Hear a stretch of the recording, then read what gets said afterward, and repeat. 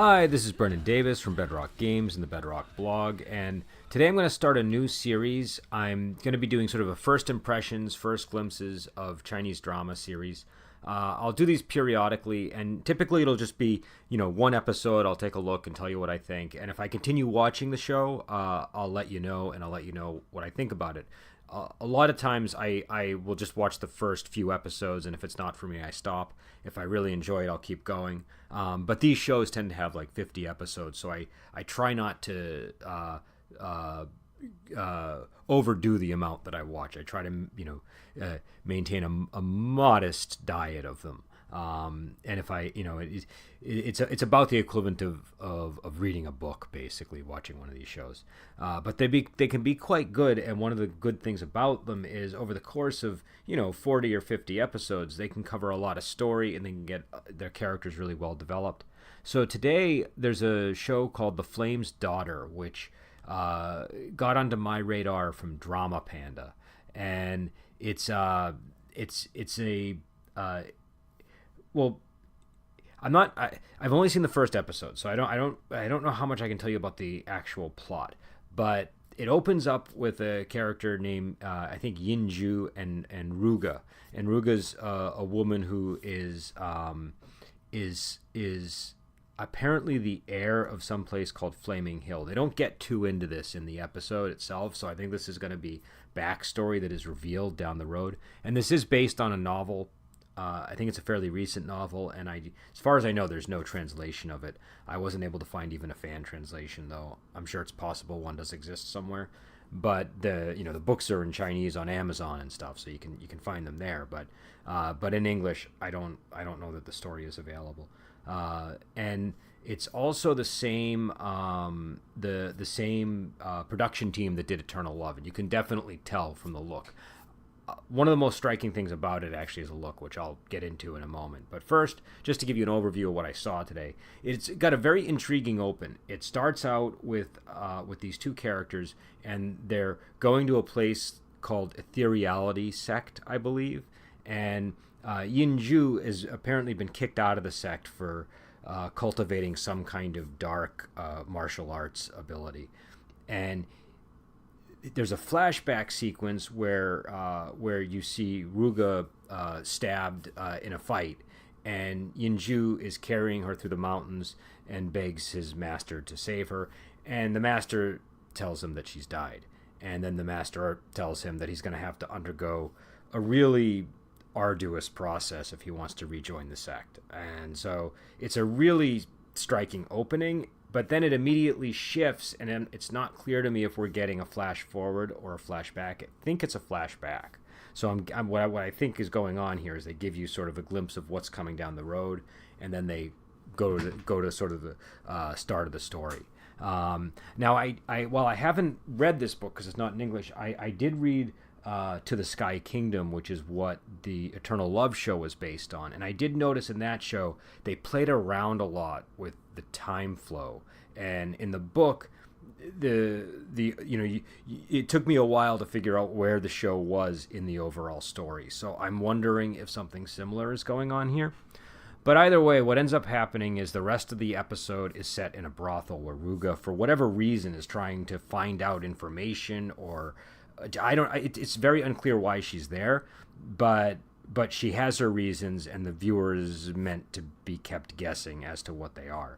And the name of the brothel, I think, was the Taste Flower brothel run by Madame Hua, and she is placed in the care of a mistress as a maid. She's not working there as a courtesan. She's working as a maid for one of the courtesans, and the courtesan wants to get on this role of, I think they called it like the role of supreme beauties or something to that effect. But there's basically like 3 top women, and she wants to get into that list. And in order to do it, she wants to steal the VIP customer Dao Wuxia, who's going to be showing up that night, and impress him somehow.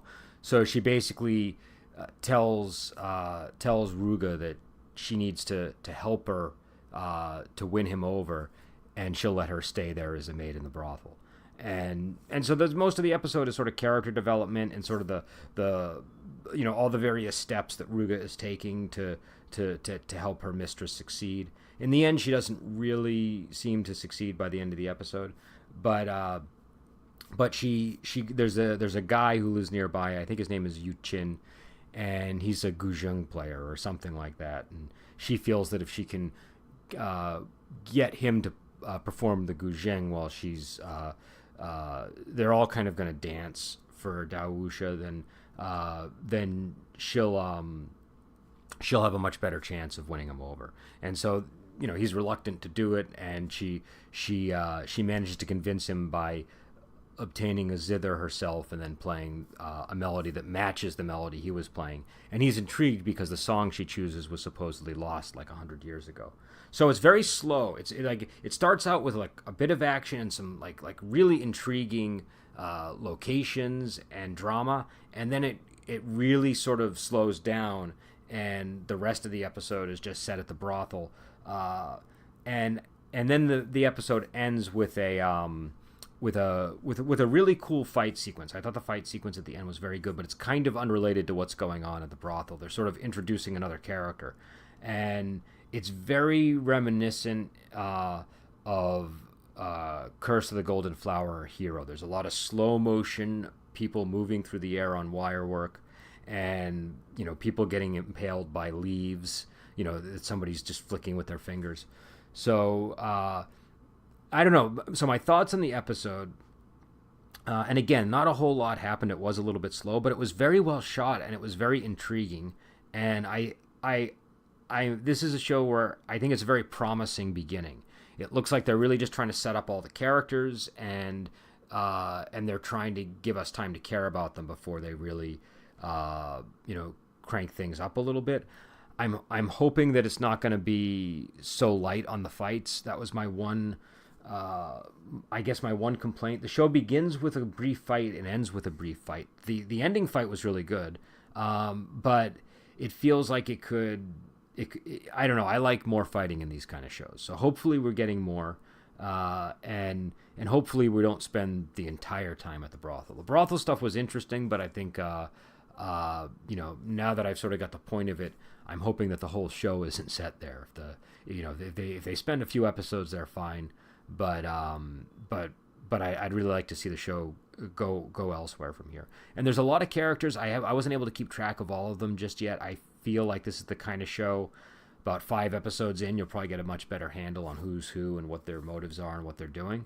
But I have to say the show was very beautifully shot, and they chose a number of angles that they kept sort of doing in a pattern that I thought was really interesting. So you'd have like one shot that was tilted like to the left, and then a shot tilted to the right, and then a shot that was centered. And I thought it looked really cool the way they did it. The colors and the costumes were great. There was a lot of CG, but it was very good CG. This is the kind of show where everything looks clean and all of the people look beautiful and made up, and there's not a lot of grime in the setting. So if that's not appealing to you, you might be put off by that. I think that's balanced out though by the overall aesthetic they go for. They really take their time to make it look nice. It's got sort of like in the same way that Hero or a Choi Yuen movie is really takes its time to coordinate the colors and make sure everything looks the way that the director wants. This is a show that does that. And so I think what I would say is it's a promising show. I intend to watch more episodes. If the show continues to intrigue me and continues to develop, and if it has more fighting, I think I'll continue watching. And I should say that I think this show is doing very well in China right now. I think it just started airing this month, and I believe that the ratings are pretty good. Sometimes those will drop off, though, so you never know. But last I heard, the ratings are pretty good. And over at Viki, it is, I think, at a 9.4, which is pretty high. I mean, usually if a show is 8 or higher, I'll give it a watch. And so 9.4 is pretty high. It's also available on Drama Fever, which I believe you can access through Amazon Prime, but you have to get a special subscription to it. So again, the show is called the Flame's Daughter. I would recommend it. I think that right now on Viki they have up to 23 episodes, and they're adding them as they go. They have to get the subtitles up, and that sometimes takes a little while. But 23 episodes, and considering that it just aired, that's pretty good. So hopefully they'll have the whole thing up. And I don't know how many episodes it is total. I'm not sure on what the total amount of episodes is. I'm guessing it's probably going to be like another 40 to 50 episode show. But yeah, I enjoyed it. I liked the characters, what we saw of them at least. It seems, again, I made a point of checking it out because somebody on our wuxia community had asked about female lead shows, and this looks like it's a show that has a female lead. I'm not sure. Sometimes with these series they'll shift characters, like you'll start out following one character and then shift to another, but the main character's name so far seems to be a woman named Ruga, and I think they also call her Ge. Some they give her some kind of nickname, but Ruga is what she I think her personal name is. So I think this is also a show that has a female character as either the protagonist or a really important character in the series, because they hint that something terrible befalls her, and I don't know if the show then shifts focus to the male characters or not. But yeah, so again, I think it looks like an interesting show, and I think that it's worth checking out the first episode, seeing what you think. Again, I liked the way this looked, and I think that a lot of the sometimes the CG can be really questionable in some of these shows. This was pretty solid CG, I think, and I thought that just the overall look of the sets, whether they were CG sets or real sets, just the look really impressed me. I felt like they made the costuming was nice. Again, this is much more on sort of the clean, sort of idyllic end of the spectrum, so it's sort of more. There's a bit of pageantry to it. It's sort of reminiscent, I think, of like Golden Age of Hollywood type costuming. So, and I like that sort of stuff. I like movies that really go all in with the costumes and the sets and stuff like that. I'm totally on board with that. But I do realize some people are put off by it and they want a more grimy look in these kind of things. Also, it does mention the Jianghu in this one. This is one where I was, whenever I watch a show like this, I'm trying to figure out, is it a wuxia series? Is it a historical series? It's technically listed as a romance, and I have a feeling there's going to be a lot of romance in it. And I think that it's, it's not going to be like necessarily like a Condor Heroes type thing. There's going to be, just to give you sort of the sense of tone, the show opens up with a really a very romantic sounding song, and not the sort of get your blood pumping type music that you would associate with something that's like firmly planted in wuxia. But they do mention the Jianghu. One of the characters is named Dao Wuxia, and I just feel that And the first episode takes place in a brothel, so you do get a sense that you're in a martial world, and I'm not sure what the exact time period is. It definitely looks like a I don't know. It's very hard to tell by the costumes, but I'm guessing that it's an earlier part of the history, or that they're going to sort of spring a fantasy world on us or something. But again, from this one episode, it was a little hard for me to tell. And they do mention immortality at the beginning, so the power scale is, I think, pretty high. And the final fight at the end, one of the guys is literally just fighting by waving his hand and sending guys flying back. So again, my hope is that there'll be more fights. That's the big thing I'd like to see. I thought that the main character was interesting, and we'll I would recommend checking out one episode and seeing what you think. I'm going to try to stick for 3 episodes, and if I'm still interested by the end of the 3rd episode, I think I'll continue.